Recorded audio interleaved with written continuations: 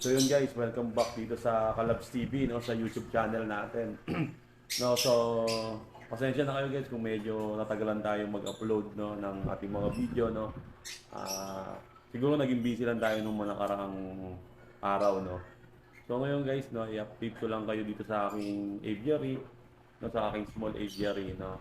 Kung ano na ba yung balita rito, no. So ngayon guys, disclaimer lang, no. Base lang to sa aking mga experience, no, sa pag-aalaga ng ibon, at patuloy pa rin tayo na nagkakaroon ng mga nag-aaral ng mga kung paano alagaan ang ating mga alagang ibon, no.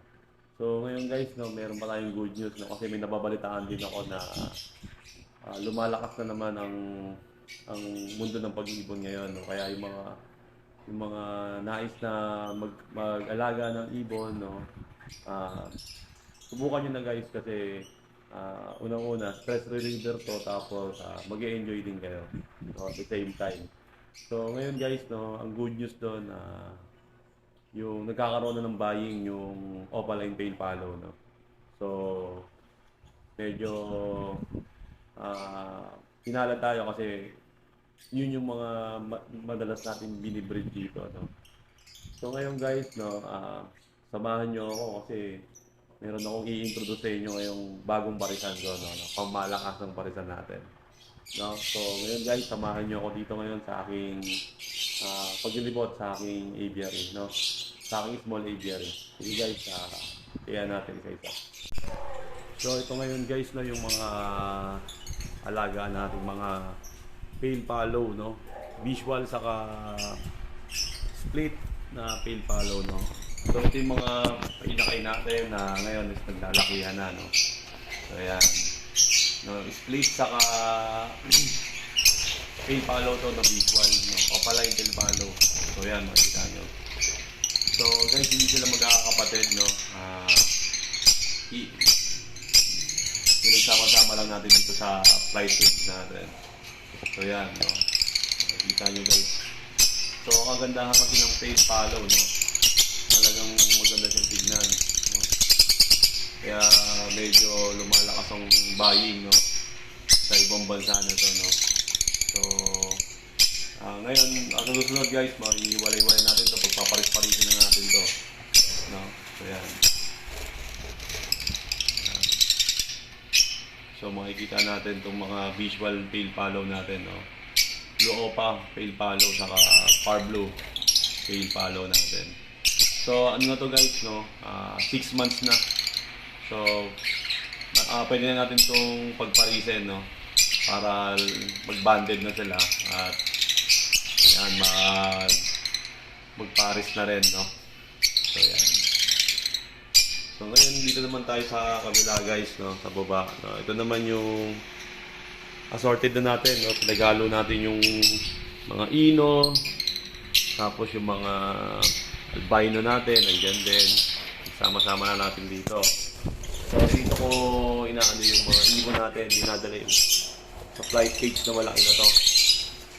So yan guys, no, sama-sama ko rito. Dati kasi ito yung ginagamit kong pang-condition doon sa mga bagong breeder natin. So dahil nga medyo dumami na sila, no, sama-sama ko na rito. So yun guys, yan. So maganda rin pag ganito kalaki yung flight cage kasi nag-e-enjoy yung mga ibon, no, sa paglilipad. So malaki to. Halos 1 meter. 1 meter by 1 meter to. So yan, no. So ginawa lang natin tong cage na to. Yan. So yan guys, no, assorted na to, no. Merong mga split dilute dito, merong albino, may lutino. So yan. Yan guys. So pwede kukuha rin tayo rito ng mga ano na pwede nating gawing pa-monster. So yan. Yan guys, no.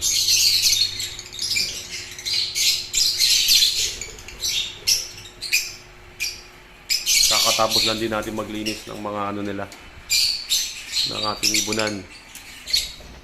So ngayon guys, ito yun, dalawa yun. Ito yung flight.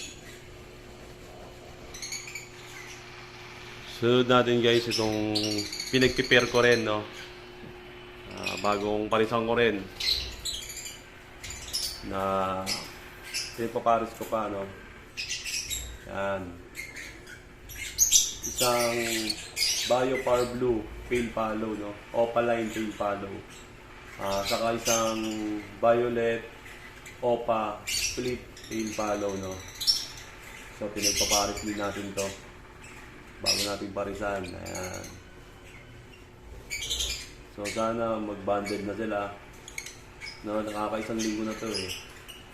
So medyo hindi ko pa sila nakakita na close, no. Pero hopefully na maging ano na rin sila, maging banded. Ayan. Bago natin parisan, ayan.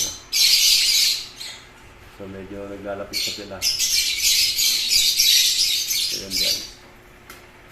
Sunod natin ang ating yan, hindi to bago guys, luma na to.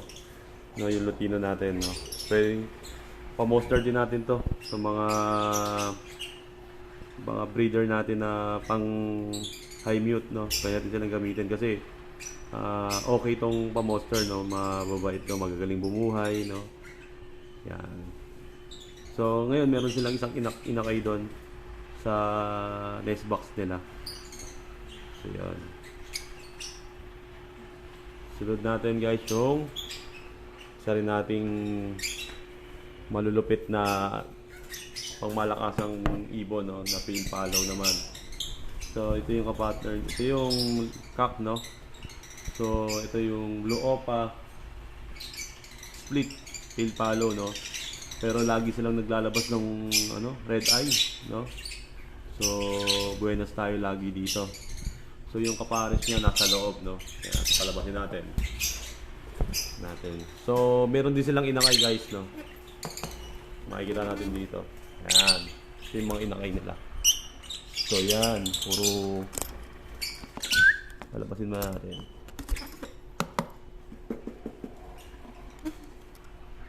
Ayaw lumabas. So yan. Yung isa is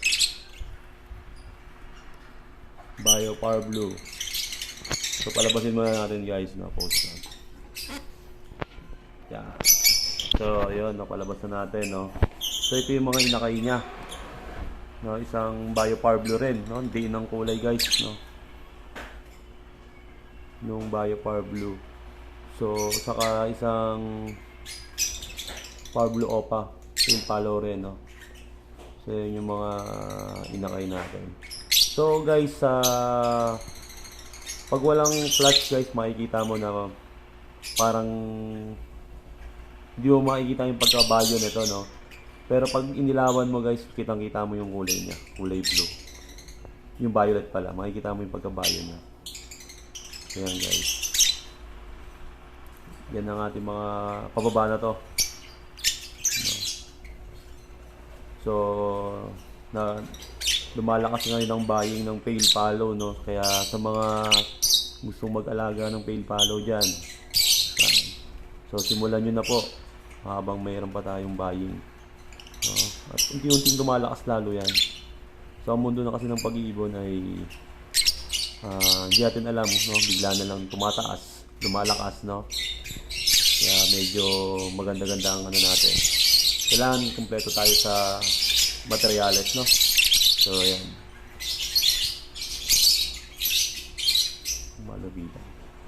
So ito yung mga parents nila, no, laging naglalabas ng visual red. Ayan mga yan. So ang gaganda ng mga karga ng dugo nito. Ayan. So nakakarami ng visual red eye ang nilalabas nito guys, no. Halos karamihan ng nilabas nito is red eye. So yung iba napaitlog na rin natin yung mga anak nito, no, kapag nagpaparisan na rin natin. So yun guys, no. So sunod natin ito, isa rin sa mga anak niya, no, na Power Blue Opa Pale, no. Ngayon, meron na silang itlog. Meron na pang itlog ngayon, guys. Yan. Meron ng itlog ngayon yan. Yan.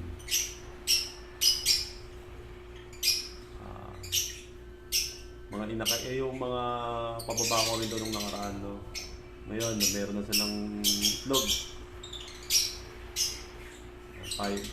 Far blue o papel palo din, no? Yan.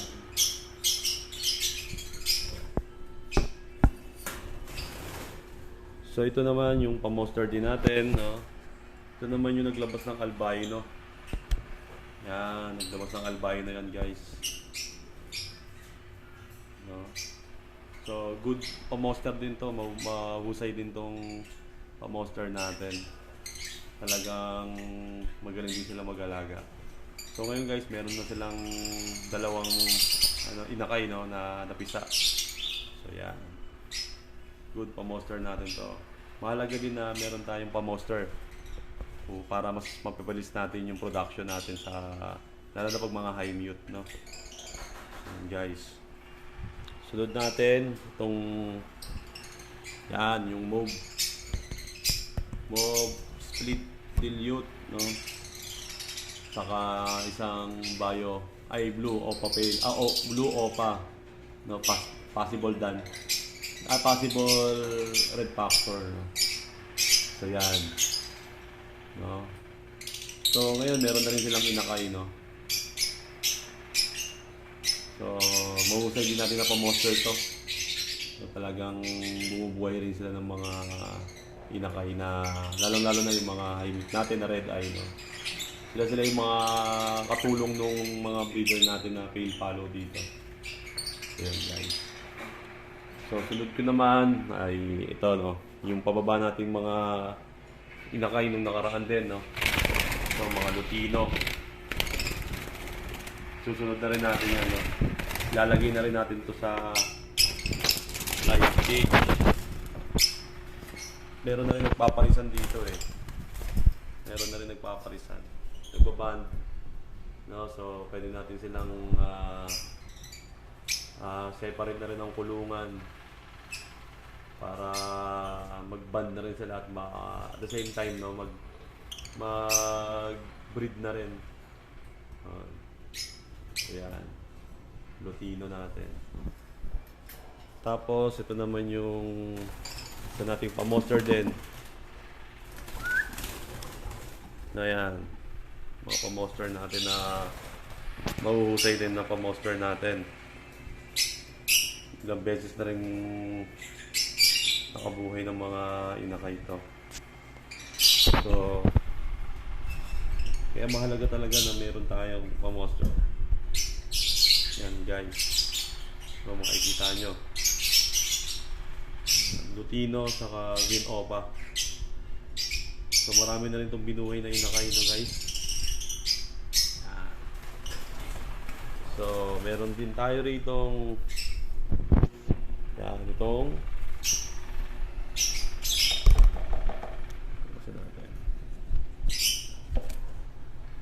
yan. So meron silang inakay dito, no. So ito yung mga parents. Yan yung parents, guys. Ayan. So ito na namang Parblo Opa Pale Palo din. Yung parents niya, no. Pinatner natin to sa sa split dilute. Project natin to, project Opa Pale Palo dilute, no. So yan. So meron silang isang dalawa bali inakay nito, no. Yung isa hinandfeed natin kasi medyo na-delay yung paglaki. So naka-handfeed siya ngayon. Ayan. So parang mangingitlog na to kasi yung kwetan niya, no, medyo umbok. So ihiwalay na rin natin yan. So ito yung kapatner niya. Green Opa split dilute.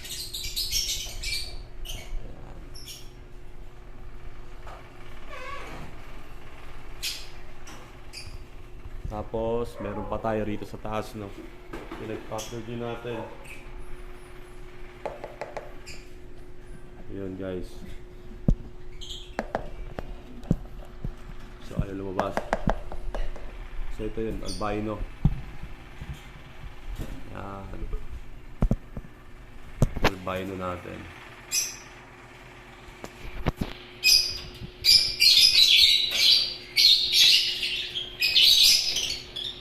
Ayan, albino yan. So yung partner niya ayaw lumabas eh. May itlog na kasi ito ngayon guys, kaya medyo nahihiyang lumabas. Pero papalabasin natin. So ito yung kapartner niya. Yan. Blue Opa. Pale Palo din guys. No? So yan. So red. Ayan guys. Blue Opa Pale Palo. No? So marami tayong Pale Palo rito. So medyo matapang kasi meron na silang itlog. Kaya medyo matapang siya. So yan. Okay guys. Ngayon guys, no, ito yung sinasabi ko sa inyong pangmalakasan natin.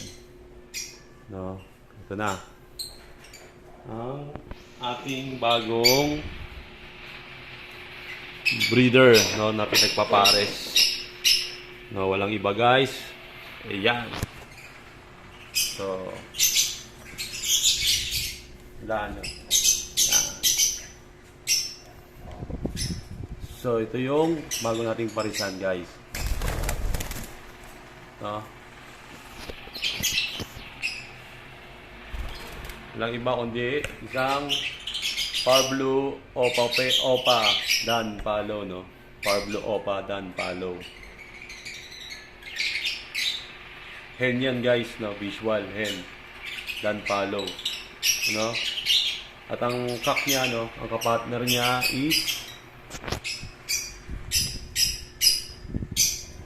Bayo Opa Dan Palo din.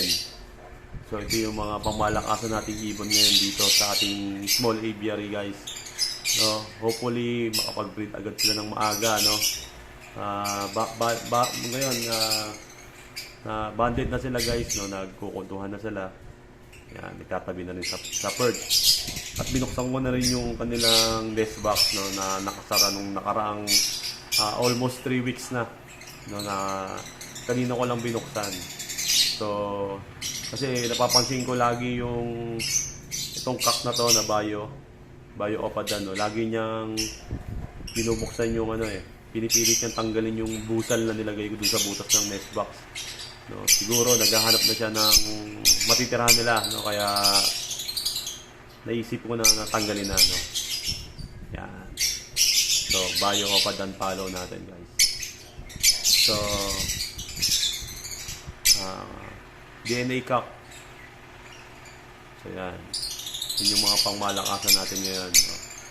So, syempre project pa rin to, no? Project Opa Dan Palo tong gagawin natin kasi may mga narinig tayo na na mahirap daw mag-breed ang visual female Dan Palo, no? So, subukan natin guys, baka mapalabas din natin. So, bale matured naman to, no? 16 months, no? At na-acquire natin tong Parblu Opa Dan na to kay Sac Malone, no? Kay Sir Edwin Malonzo. Shoutout sa kanya, no? At ito namang isa, no? Yung Bayo Dan Palo natin, Bayo Opa Dan Palo natin. Na-acquire din natin to kay Sir Pretorian S. So, bale nakuha namin to noong August 28. Yan. So, ahead lang yung Parblu Dan natin ng 1 week. Mas nauna si Parblu Opa Dan. No, so matured na rin to guys, no. Sana ma-breed natin sila. No. So maganda ang Dan Palo, talagang madiin. Yung pagkabayo niya, no. Talagang madiin yung kulay. Tapos red eye, no. So yun guys. Maganda siya. Yan ang ating mga bagong parisan ngayon dito. So hopefully guys, ma-breed natin ng maaga. So ito kitang kita guys, no. Magandahan ng Dan Palo.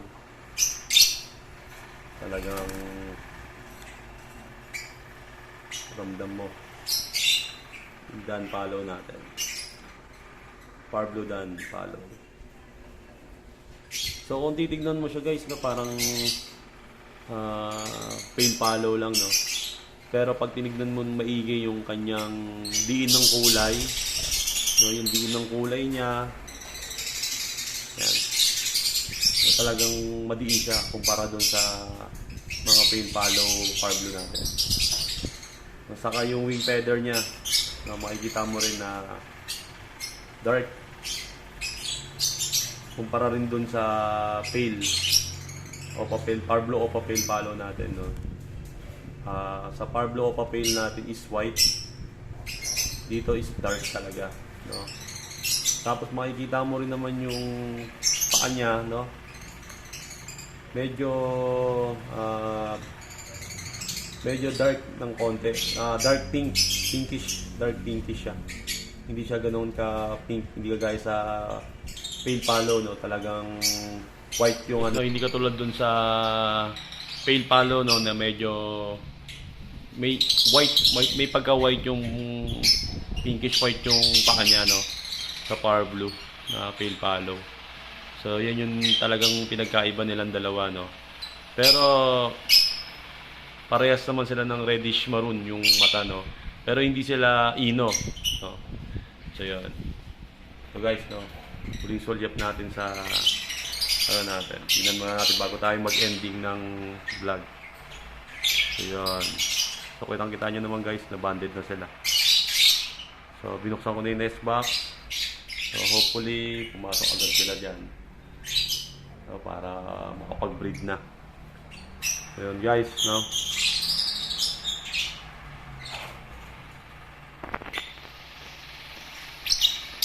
So yun guys, no, yun, nakita nga natin yung mga parisan natin dito, no, na mga parisan nating ibon, no. More on na tayo dito, mas marami tayong parisang pale o pa-pale palo, no, saka yan, mga parisan natin. So meron din tayong bagong parisan ngayon na Dan Palo, no. So hopefully guys, ma-breed agad natin to, no, para makita natin kung mahirap na talagang i-breed o hindi ang Dan Palo na female, no. Kasi meron namang nakapag-breed na Dan Palo female din, no.